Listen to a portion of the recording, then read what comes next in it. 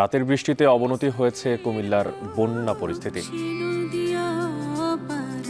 আমাদের থেকে জোর কে পারে সাঁতার, তফাৎ অনেক আছে জানি, আছে দূরত্ব, প্রমাণ তো পাই করেছি আগেও সব থেকে সত্য। সবাই আমরা একরকম না, সব মিলে তো